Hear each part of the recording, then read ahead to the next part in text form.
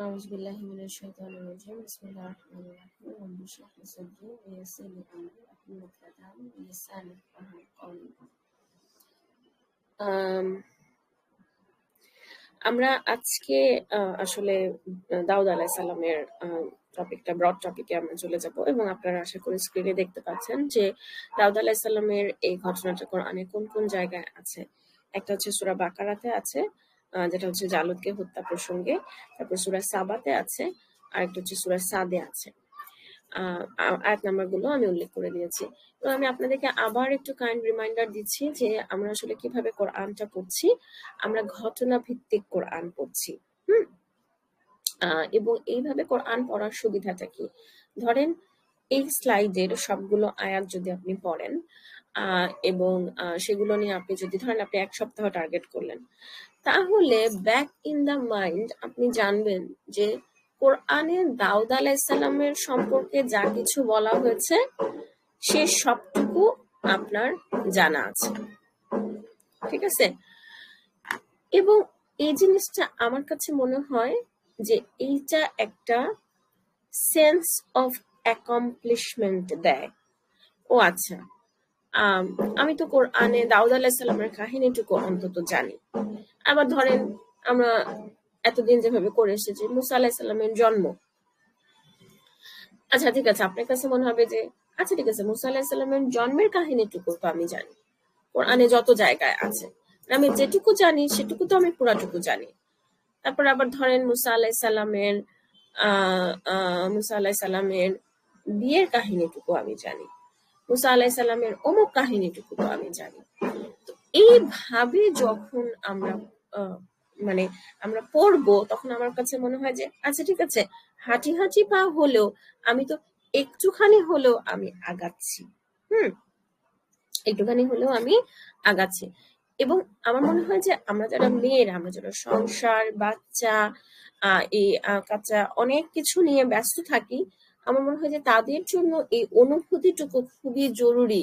আমি আগাচ্ছি, এক একটা দিন কেটে যাচ্ছে, সেই সাথে সাথে আমি আমার কোরআনের জার্নির পথে একটু হলেও আগাচ্ছি। তো যাই হোক আপুরা, প্রথমে তো সূরা বাকারা 251 নম্বর আয়াত, সেখানে এটা ওই তালুত আলাইহিস সালামের ওই কাহিনী আপনার কন্টিনিউশন, যে সেখানে আল্লাহ সুবহানাহু ওয়া তাআলা জানালেন যে দাউদ আলাইহিস সালাম জালুতকে হত্যা করলেন। এরপরে যেটা আছে সূরা সাবা 34 নম্বর সূরার 10 নম্বর আয়াত। সো ওইখানে আমি আসলে একটু যাচ্ছি কোরআনে, যে tanjil.net সূরা সাবা 34 নাম্বার সূরা। আমি দুঃখিত, আমার আসলে এটা আগে থেকে বের করে রাখা উচিত ছিল। তো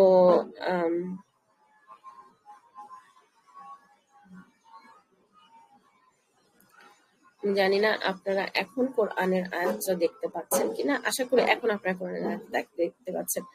আচ্ছা, এখানে শুধু 10 নাম্বার আয়াত না, এটা আসলে আমার একটু এডিট করা উচিত পাওয়ার পয়েন্টটা, যে 10-এর পরে 11 নাম্বার আয়াতটাও আছে দাউদ আলাইহিস সালামের ব্যাপারে। ঠিক আছে? এখানে একটা জিনিস বলা হচ্ছে যে মানে দাউদ আলাইহিস সালামের কি বলে, মানে ওনার যে একটা মুজিজা ছিল, যে মানে আর সবার মানে আপনারা হয়তো জানেন যে ওনার চমৎকার একটা ভয়েস ছিল, এবং উনি যখন কোরআন তেলাওয়াত করতেন তখন সবাই সেটা শুনতো। তো এখানে বলা হচ্ছে যে পর্বতমালার কথা। সূরা সাবার 10 নম্বর আয়াতে বলা হচ্ছে ইয়া জিবালু। হ্যাঁ, তো মানে পাহাড়গুলো যেন মানে দাউদ আলাইহিস সালাম যখন তেলাওয়াত করেন, আপনারা হয়তোবা জানেন যে দাউদ আলাইহিস সালামের উপর নাজিল হয়েছিল হচ্ছে জাবুর।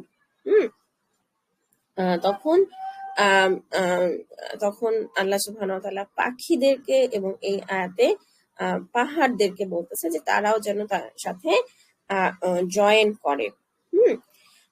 আরেকটা হচ্ছে যে মানে ওয়া আলান্না লাহুল হাদিদ হচ্ছে লোহা, আল্লাহ সুবহানাহু ওয়া তাআলা বলতেছেন যে আমি তার জন্য লোহাকে নরম করেছিলাম। এবং পরের নাম্বার আয়াতে বলা হচ্ছে যে যাতে তুমি পূর্ণ মাপের বর্ম তৈরি করতে পারো, কড়াসমূহ সঠিকভাবে সংযুক্ত করতে পারো এবং সৎকর্ম করো, তোমরা যা করো আমি সেটার প্রত্যক্ষদর্শী। তাহলে সূরা সাবার 10 থেকে 11 নম্বর আয়াতে দাউদ আলাইহিস সালামের কথা বলা হচ্ছে। এরপরে আবার সুলাইমান আলাইহিস সালামের কথা বলা হচ্ছে। আচ্ছা, তাহলে এখন আমরা যদি আরেকটা জায়গা দেখি, আমার এক্স্যাক্টলি রেফারেন্সটা মনে নাই, যেখানে আমরা দেখবো যে যেখানে আল্লাহ সুবহানাহু ওয়া তাআলা বলছেন যে কোরআনকে লোহাকে নাজিল করা হয়েছে। সম্ভবত সূরা হাদীদের একটা আয়াত, যেখানে আল্লাহ বলছেন যে আমি লোহাকে নাজিল করেছি।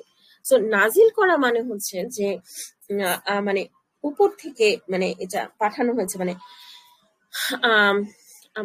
এবং এই কাজটা আমার কাছে খুব ইন্টারেস্টিং লাগে যে হিস্ট্রির সাথে ইসলামিক মানে কনভেনশনাল হিস্ট্রির সাথে ইসলামিক হিস্ট্রিটাকে করা। তো যেমন ধরেন আপনি যখন মানে কনভেনশনাল হিস্ট্রি পড়বেন, মানে এবং আপনার তো একটা মোটামুটি আইডিয়া আসবে যে কোন সময়টাতে দাউদ আলাইহিস সালাম ছিলেন, ধরেন কত খ্রিস্টপূর্ব কত সময়ে। হ্যাঁ, মানে এটা ধরেন সেটার জন্য আপনার ওই বাইবেলের হিস্ট্রি বা ওই ওই ওই জিনিসগুলাই, মানে আপনি একটা অ্যাপ্রক্সিমেট আন্দাজ পাবেন যে কত হাজার খ্রিস্টপূর্বতে আপনার দাউদ আলাইহিস সালাম ছিলেন।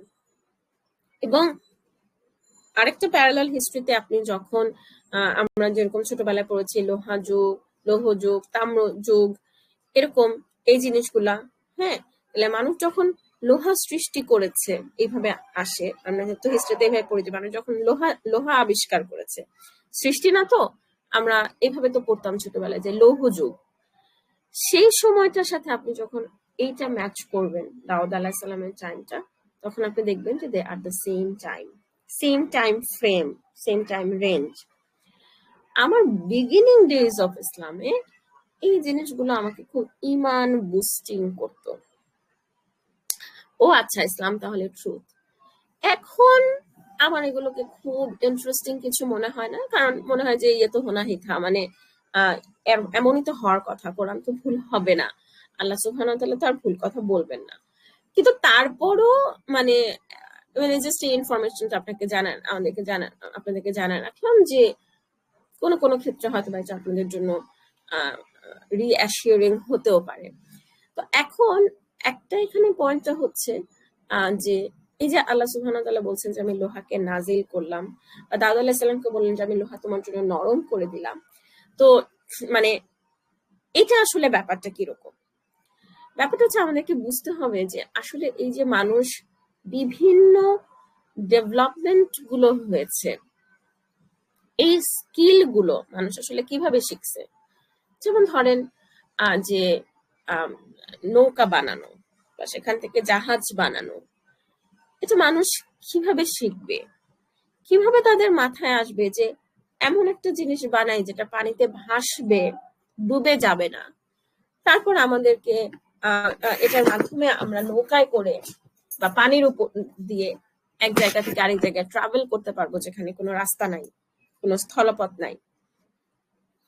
এই চিন্তাটা মানুষের মাথায় কিভাবে আসবে? এই চিন্তাটা মানুষের মাথায় আসে যখন আপনার মানে ইউজুয়ালি ইট হ্যাপেন্স যে কোনো প্রফেটকে আল্লাহ সুবহানাহু ওয়া তাআলা সেটা শিখান, এরপরে সেটা দেখে দেখে সেটা পরবর্তীতে অন্য মানুষের মধ্যে সেই স্কিলটা স্থানান্তর হয় বা স্কিলটা রয়ে যায়। এটা পারফেক্ট এক্সাম্পল হচ্ছে যে নূহ আলাইহিস সালামকে আল্লাহ সুবহানাহু ওয়া তাআলা শিখিয়েছিলেন যে কিভাবে নৌকা বা জাহাজ বানাতে হবে। তারপরে আমরা সেই জিনিসটা আমরা শিখতেছি।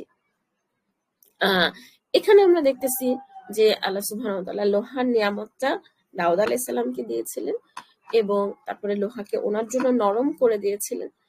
এরপরে সেটা হয়তোবা মানে সেটা একটা কোনো স্কিল ছিল যেটা দাউদ আলাইহিস সালাম তার আশেপাশের মানুষদেরকে শিখিয়েছেন বা হয়েছে, এবং নাও উই হ্যাভ বিন নাও আমরা লোহা দিয়ে অনেক কিছু বানাচ্ছি, মানে সেই স্কিলটা মানব জাতির মধ্যে রয়ে যাচ্ছে।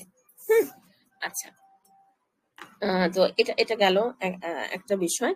তো আরেকটা জিনিস হচ্ছে যে যেটা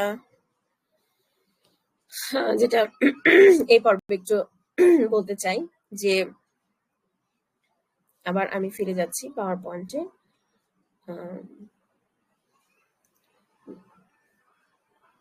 হ্যাঁ, তো এখানে আবার সেটা হচ্ছে যে আগামী পর্বে আমরা যেটা করব সেটা হচ্ছে সূরা সাদে যেই দাউদ আলাইহিস সালামের সাথে একটা বিচারের কথা যেটা আসছে সেটা, এবং সূরা সাদেও মনে হয় দাউদ আলাইহিস সালামের কণ্ঠের কথা বলা হয়েছে।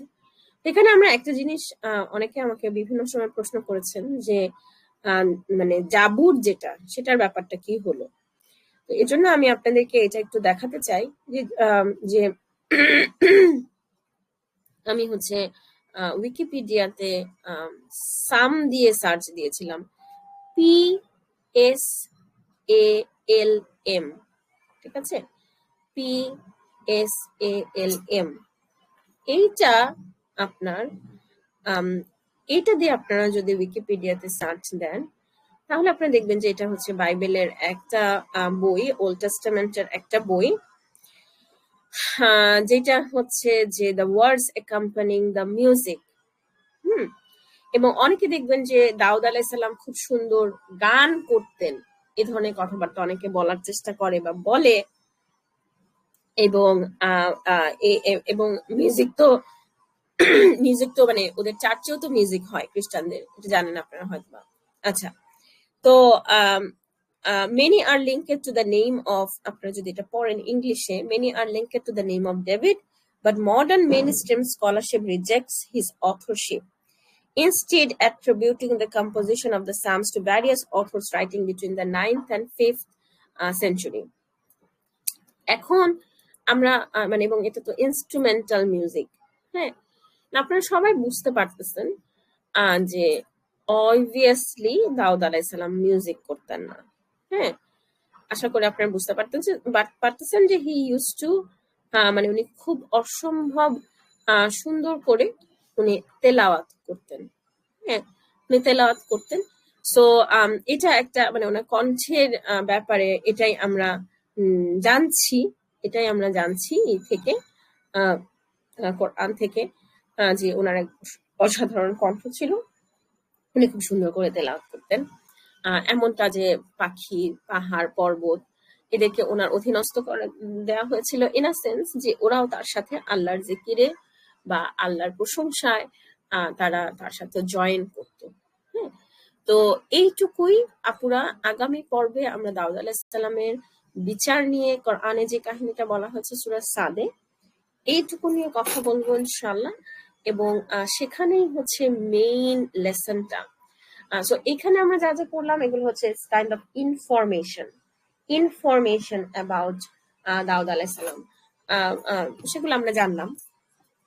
কিন্তু আমাদের লাইফে শিক্ষার জন্য হচ্ছে দাউদ আলাইহিস সালামের এই বিচার ব্যবস্থার ঘটনাটা খুব জরুরি, যেটা আমরা আগামী পর্বে কভার করবো ইনশাআল্লাহ।